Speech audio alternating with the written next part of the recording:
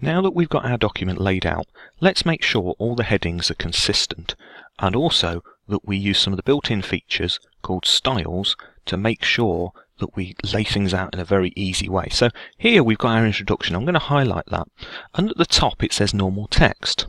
Well, if we click that, these that appear are called styles. Now, styles do particular things, and what I'm going to do here is call this one heading 1. Now, we don't have to worry about the look of it at the present time. We're just going to click heading 1 on there, and it will then set that. And when we click on it, it'll change to heading 1 at the top. Now, let's go to my second title, History, and go again to normal text and heading 1.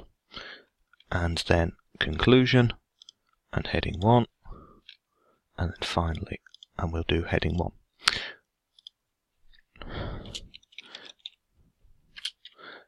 Now, if we were to have 2 subheadings, what we do here is go to heading 2.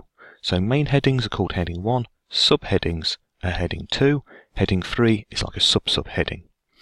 Okay, so we've got that there, and if we go back to the top of the document, we'll see that all of those are all the same colour. Now, if I highlight this, let's imagine that we want to change it from blue, and we want to then go to maybe red and change the font. So if we go up to the top, we'll go to red, we'll change to Arial, and maybe we'll change to size 18, and we'll make it bold.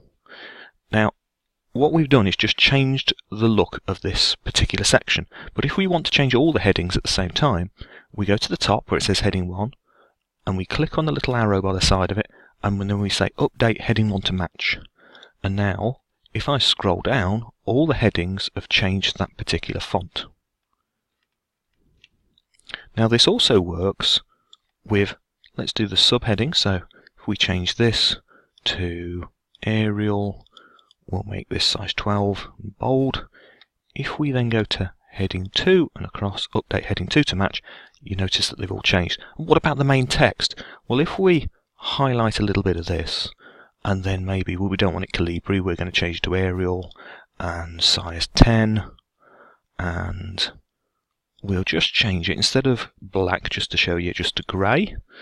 Well, if we've got that highlighted, if we go to normal text and across and apply normal text to match, the whole document will change, and therefore we don't have to go all the way through the document highlighting separate bits and changing them. We just change it in one place.